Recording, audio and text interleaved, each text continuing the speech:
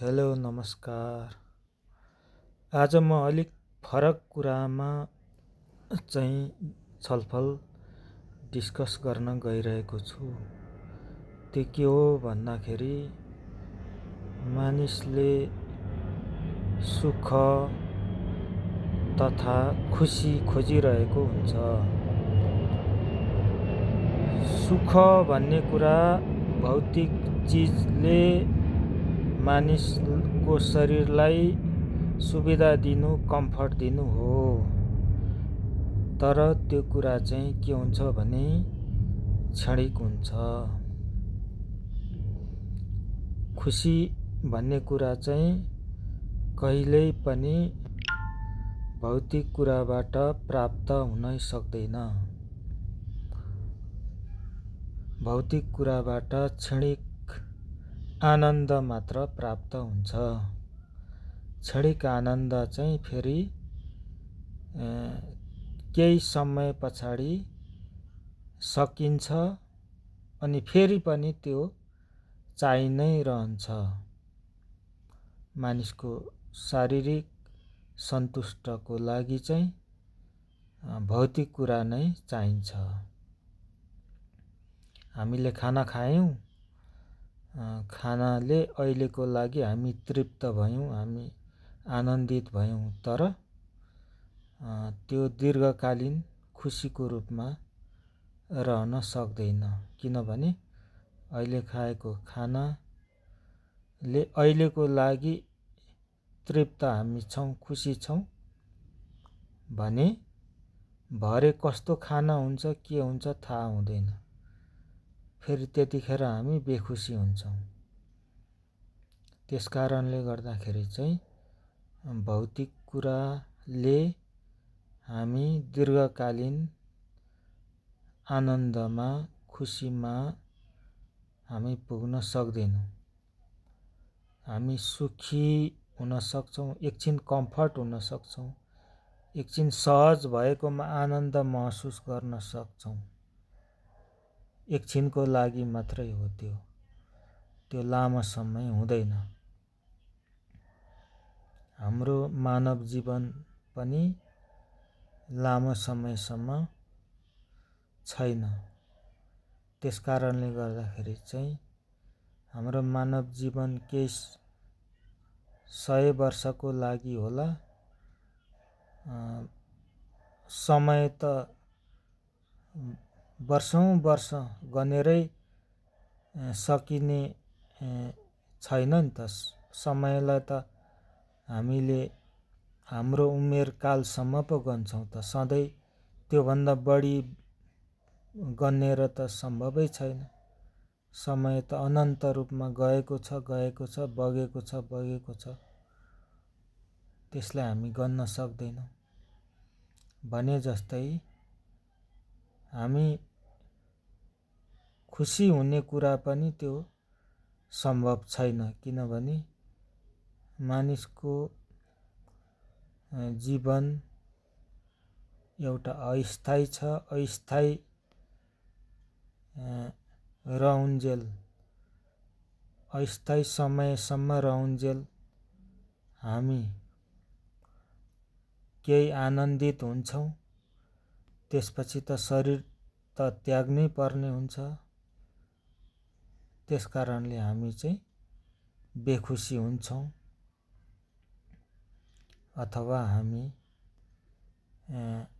चिन्तित हुन्छौँ, हामी पीडामा गुज्रिरहेका हुन्छौँ। हामीले आजको दिन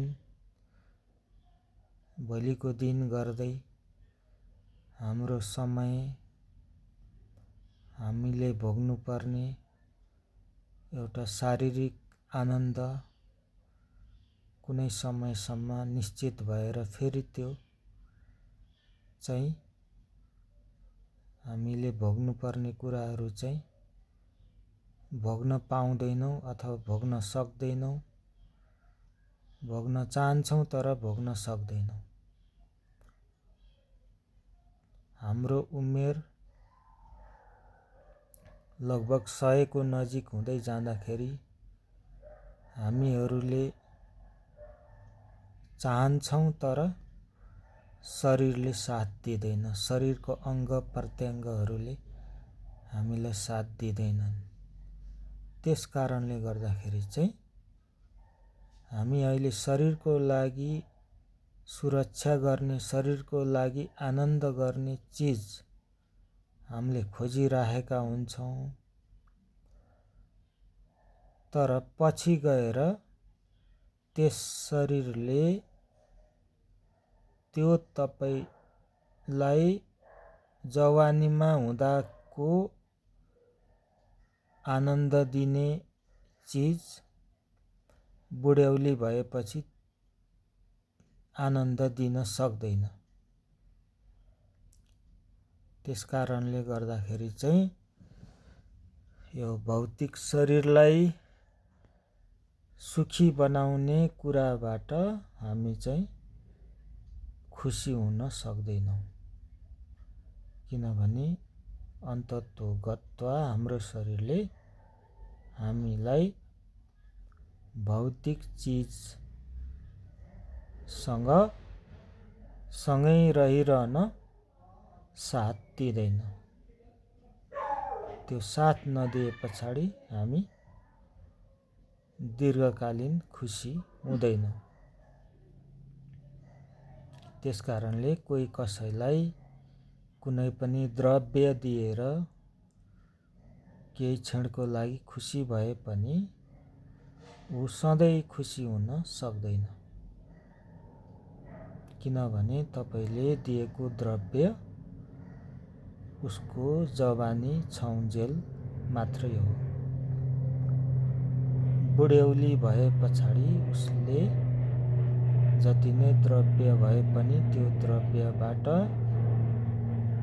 त्यो धन दौलत अथवा भौतिक चिजबाट आनन्द लिन सक्दैन, किनकि उसको आफ्नै शरीरको अङ्गहरूले उसलाई साथ दिइरहेको हुँदैन, उसलाई शरीरको अङ्गहरूले उसलाई आनन्द दिइरहेको हुँदैन। त्यस कारणले गर्दाखेरि चाहिँ उसले कुनै पनि टेस्टको अनुभव, स्वादको अनुभव गर्न सक्दैन। गर्न नसके पछाडि ऊ खुसी हुँदैन। ऊ दीर्घकालीन ऊ खुसी नभए पछाडि खुसी दीर्घकाल हुन सक्दैन।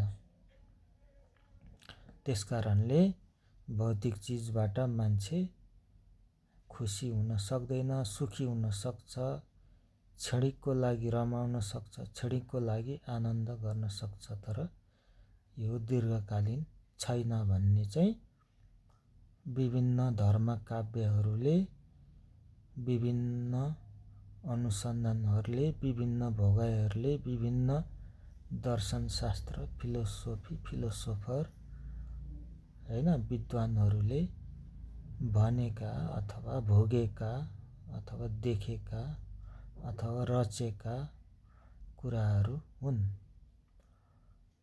त्यसकारणले हामीले एउटा समय, निश्चित समयमा गर्नुपर्ने कुराहरू गर्नु आफ्नो ठाउँमा छ, तर त्यो कुरा नै सधैँको लागि दीर्घकालीन हो, त्यो नै सर्वेसर्वा हो, त्यो कुरा नै अनन्त हो, त्यो कुरा चाहिँ हामीले मृत्यु पर्यन्त पनि हो भन्ने कुरा चाहिँ एउटा गलत हो भन्ने मेरो विभिन्न विज्ञहरूसँगको सहकार्यद्वारा गरिएको एउटा विवेचना अथवा विश्लेषण हो। हस्त धन्यवाद। फेरि पनि यस्तै विषय लिएर अर्को भिडियोमा उपस्थित हुनेछु।